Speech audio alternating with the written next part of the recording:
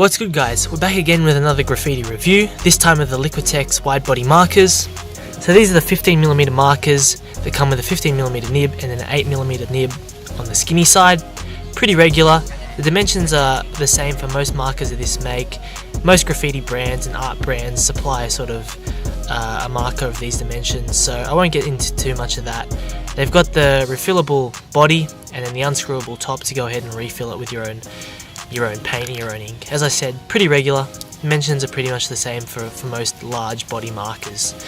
So Liquitex in itself, in my opinion, is more so a brand for kind of artistic endeavor, not really graffiti, illegal tagging or illegal bombing. So that being said, can't really compare them to other kind of graffiti brands. These are more so for doing canvases, black book drawings, sketch drawings, custom jobs, stuff like that. So the flow and the paint inside is going to be a bit different and not kind of what we're used to in terms of a graffiti marker that you can go out and use on the street. So keep that in mind when we're reviewing it.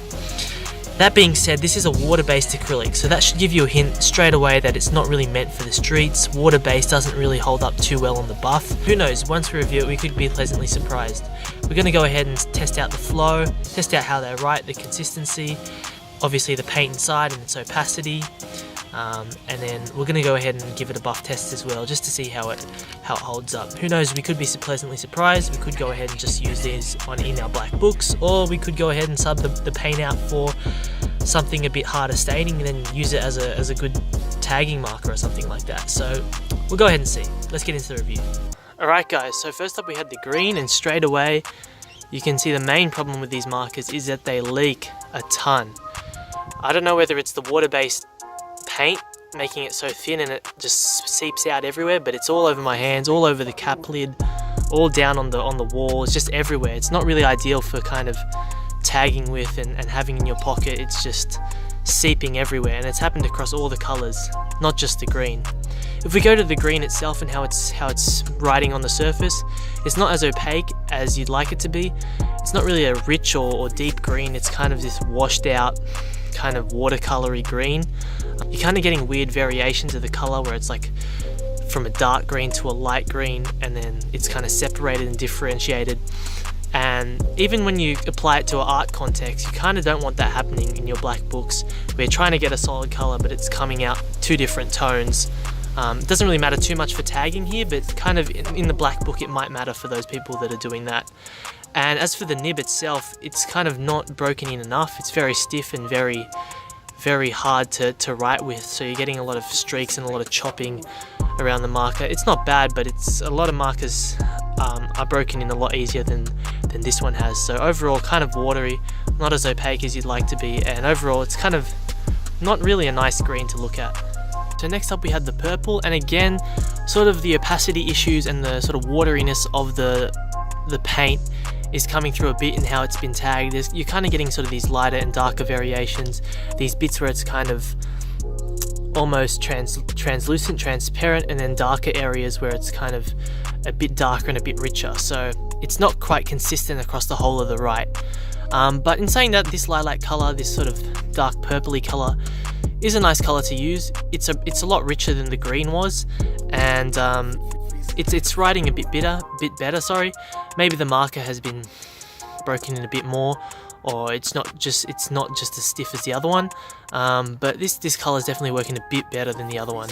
As you can see, we're still having the issues with the cap and the leakiness of the other marker. So not too great, but at least the color isn't as bad as the green. Alright, so next up we have this sort of orangey fluoro orange color, and it looks like an amazing color on the marker, but when it comes out, it's again, the wateriness and the opacity just lends itself to a kind of really watered down translucent marker. You're getting these really translucent areas and then areas that are a bit richer, but overall it's not really a nice and consistent tag. Because it's so watery, you're going to get nice drips. That really doesn't come into play. Once you do the drips, it kind of separates the paint into the richer areas at the bottom where it does begin to drip, and then the lighter areas at the top. And so it comes up with this, again, two-toned variation of the color.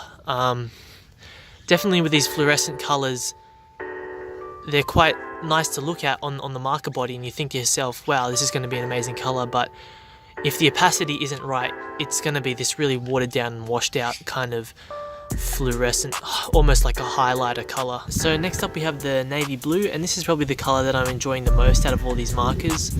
It's a lot richer, a lot darker than the previous colors, and maybe it's to do with the fact that these markers work better in kind of darker variations. Some of the lighter variations like the green and like the orange haven't worked too well in terms of the opacity, and even when you're getting translucent areas in the blue, it's still not as bad as in the lighter variation. So I'm definitely enjoying this blue.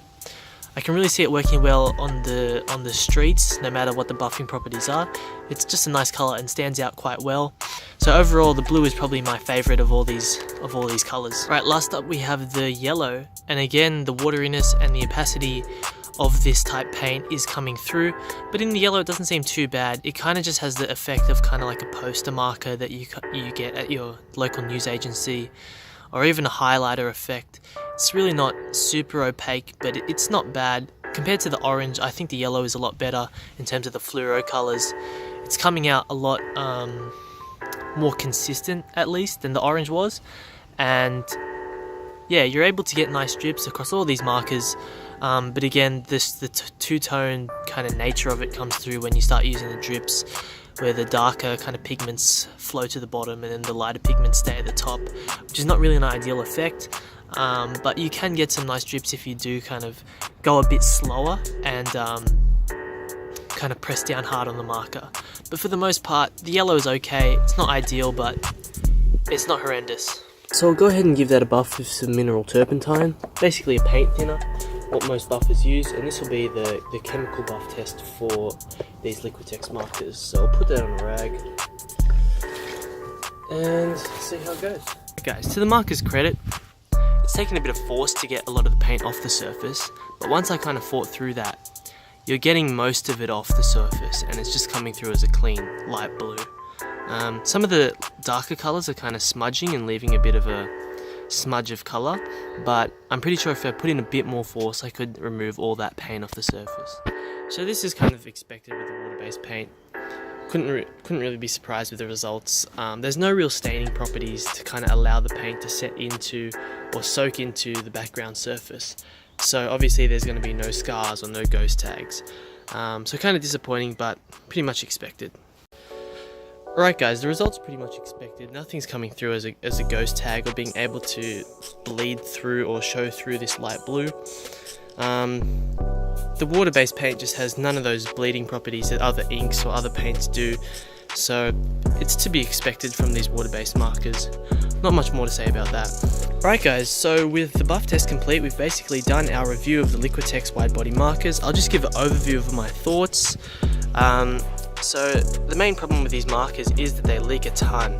You're going to get them all over your hands, all over the cap lid, all over the wall, and that's really not great in a tagging scenario where, you know, it could be leaking all over your clothes, or even in an art scenario where it could be leaking over the nice work you've done or on wherever you're doing it in your house.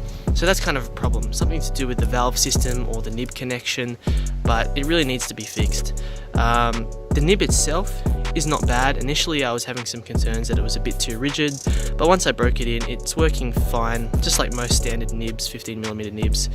It's working pretty good. The paint inside these markers is probably the main concern as well. Too watery, not opaque enough, especially for the lighter colors. You're kind of getting the effect of just a highlighter or a poster marker. Not really what you'd want to see on the streets. Some of the darker colors are okay, but still there's the issue of having these sort of two-toned variations of the color, just how the paint and the water has separated kind of the pigments with inside the marker. So overall, I'd kind of stick to these maybe in your black book. You can get some probably nice effects with the two-tone color or without it.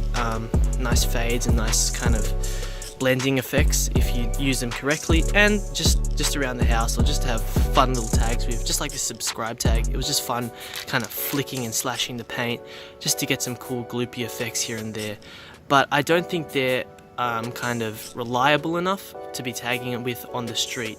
Potentially the marker is, you can go ahead and sub it out for your own, you know, paint that you like, but there is still the issue of the leaking kind of nib and stuff like that. So there are some uses for this, but I definitely suggest don't kind of keep this in your tagging arsenal. It's not really the more reliable marker, and you saw with the buff test, like, it's not really going to hold up as well. So thanks for watching, guys. As the tag says, go ahead and subscribe, leave a comment and a like. Tell me how you like the review, tell me how you like the markers if you've ever used them, and we'll be back again with some more graffiti related content, so stay tuned and peace out.